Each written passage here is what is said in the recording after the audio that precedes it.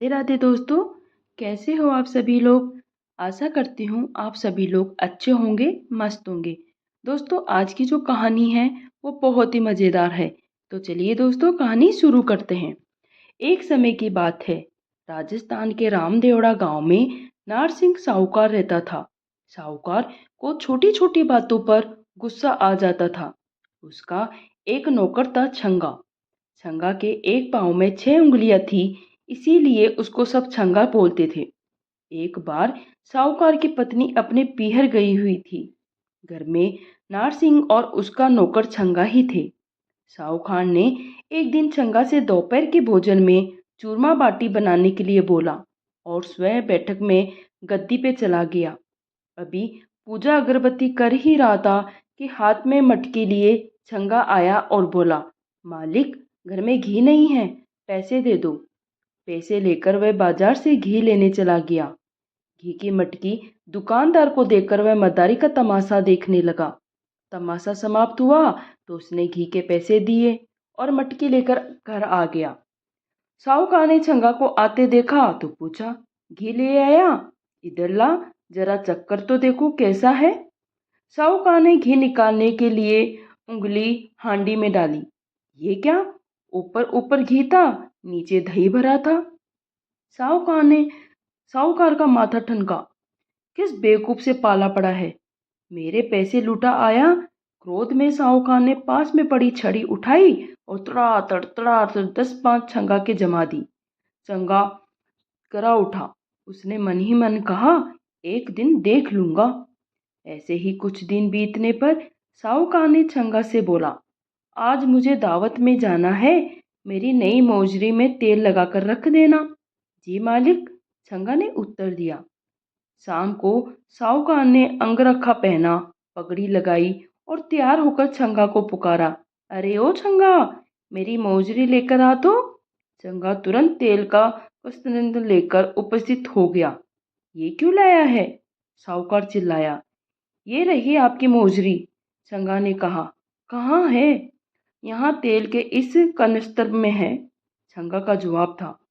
अब तो साहूकार को अपने पे नियंत्रण नहीं रहा और उसने लात गुस्सों से छंगा को अधमरा कर दिया। साहूकार तो मारपीट करके वहां से चला गया। छंगा बेचारा बहुत देर तक रोता रहा और बड़बड़ाता रहा, एक दिन देख लूंगा। कुछ दिन बाद साहूकार ने छंगा से बोला, मुझे तेरी मालकिन को लेने जाना है, मैं ससुराल जाना है, तुझे भी मेरे साथ चलना है। ससुराल ले जाने के लिए घेवर मिश्री मावा ले आना, रास्ते के लिए कचौरी रख लेना। ऊंट को खरेरा कर दिया। यहाँ से सवेरे सवेरे निकल लेंगे। अगले दिन उंगलियों में चमचमाती अंगूठी, गले में लड़ा हार, सुनहरा अंगरखा, चरमर नई मौजरी पहने साहूकार सज धज कर ऊंट पर सवार हो गया। मालिक, आपकी अंगूठियों तो खूब चमक रही है। हाँ, शुद्ध सोने की बनी है। सुनहरी चमक वाली चीजें बहुत कीमती होती हैं, साहूकार ने गर्वपूर्वक कहा। सूरज आसमान में ऊपर चढ़ा आया।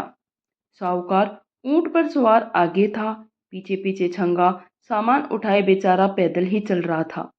साहूकार के आभूषणों की चमक से रास्ते की रेत बार बार चमक उठती थी। छंगा को साहूकार की बात याद आई। चमकने वाली सुनहरी चीजें कीमती होती है। उसने रास्ते की चमकती रेत मुट्ठी में भर भर कर खाने व मिठाइयों के थैलों में डाल दी। रास्ते में एक बगीचे में कुएं के निकट साहूकार ने ऊंट को रोका। छंगा ने पानी भरा। साहूकार ने चबूतरे पर बैठकर हाथ पैर धोए और छंगा से खाना निकालने को बोला। छंगा ने प्याज की कचौरी, मिर्च व लहसुन की चटनी और साथ में कुछ मिठाइयाँ भी परोस दी। जैसे ही साहूकार ने पहला निवाला मुंह में रखा, उसका मुंह किरकिरा हो गया। वह चिल्लाया, ये क्या मिलाया है खाने में? छंगा ने जवाब दिया, सुनहरी रेत। ससुराल खाली हाथ जाना पड़ेगा, सराय आने तक भूखा रहना पड़ेगा। यही सोचकर साहूकार अपने क्रोध पर काबू नहीं कर सका। उसने फिर छंगा की मरम्मत कर दी। छंगा कहता रहा, मालिक मैंने क्या किया, क्यों मारते हो? उसको अपनी गलती समझ में नहीं आ रही थी, पर मन में उसने साहूकार से बदला लेने की ठान ली। अब तो इसे देख ही लूँगा, वह बोला। शाम हो चली थी, धुंधलका फैलने लगा था। साहूकार ने सराय में डेरा डाला, आभूषण उतारे, कपड़े उतारकर खूंटी पर टांग दिए, नहाया, खाना खाया और सो गया।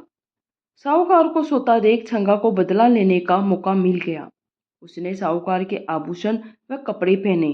तैयार होकर उसने वहीं से कुछ मिठाई खरीदी।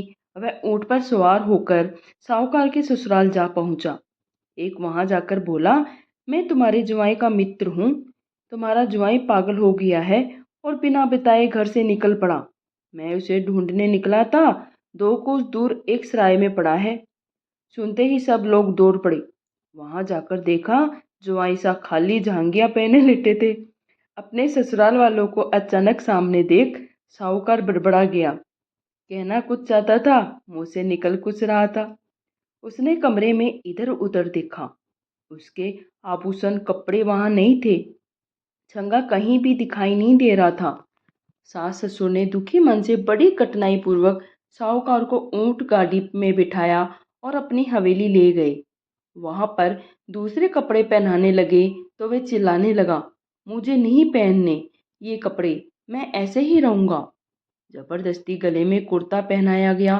तभी सामने से उसके कपड़ों में सजा धजा छंगा आया। उसे देख साहूकार गालियां बकने लगा। छंगा हंसते हुए हवेली से बाहर निकला तो पीछे पीछे साहूकार भागा। उसके पीछे बाकी लोग भी भागे। पत्नी बार बार हाथ उठाकर प्रार्थना करती रही, हे भगवान, ये क्या हो गया मेरे पति को? ये तो बिल्कुल पगला गए हैं। अब मैं क्या करूंगी? भोजन के समय फिर छंगा ने साहूकार को तंग किया। सब लोग उनको जरा ठीक से खिलाइए, 3 दिन से खाना नहीं खाया है। अब कोई कहे खीर खाओ, कोई बोले चूरमा खाओ, कोई बोले क्या बोले, कोई कोशिश करे खिलाने की। साहूकार सबके हाथ झटक कर खड़ा हो गया और क्रोधपूर्वक बोला, मुझे कुछ नहीं खाना, इसी को माल पकवान खिलाओ, मैं जा रहा हूँ। साहूकार सबको धकेलते हुए पैदल ही चल पड़ा। थोड़ी ही दूर पर एक शिव मंदिर था। वहां जाकर वह एक कोने में बैठ गया। उसी मंदिर में उसकी दुखी पत्नी शिवजी की पूजा कर रही थी। वह भगवान से अपने पति को अच्छा करने की विनती कर रही थी। जब वह नारियल फोड़कर प्रभु के चरणों में चढ़ा रही थी तो साहूकार अपनी जगह से उठा और बोला, भगवान शिव के चरणों में फोड़ने के बजाय ये नारियल मेरे सर में फोड़ दो। इस अचानक हमले से पत्नी घबरा गई। उसने सचमुच नारियल साहूकार के सिर पर दे मारा। नारियल तो नहीं फूटा, पर साहूकार के सिर से खून बह निकला। इतनी देर में पीछे पीछे साहूकार के ससुराल वाले भी आ गए। जवाई के सिर से खून बहता देखकर सब उसे अस्पताल ले गए। छंगा भी ये सब तमाशा देख रहा था। अभी तक उसे साहूकार को सताने में बड़ा आनंद आ रहा था, पर उसके सिर से खून बहता देख वह दुखी हो गया। सब लोगों के पीछे वह भी अस्पताल पहुंच गया। उसने वहां जाकर सबको सच बता दिया। मालिक पागल नहीं है, ये किसी भी छोटी सी गलती पर मुझे खूब मारते थे। मैंने अपने मन में कसम खाई थी कि एक दिन देख लूंगा। बस मैंने अपना बदला ले लिया। छंगा की बात सुनकर साहूकार ने मारने के लिए जैसे ही हाथ उठाया, छंगा ने कहा, एक दिन देख लूंगा। उसकी बात पर सब हंसने लगे और साहूकार ने कभी न मारने की कसम खाई। ससुराल वालों ने अपने जवाई और बेटी के कपड़ों और आभूषण व मिठाई भेंट में देकर विदा किया। वापसी की यात्रा में छंगा बहुत खुश था। अब उसे पिटाई का डर जो नहीं था। राधे राधे दोस्तों, कहानी सुनने के लिए आपका धन्यवाद।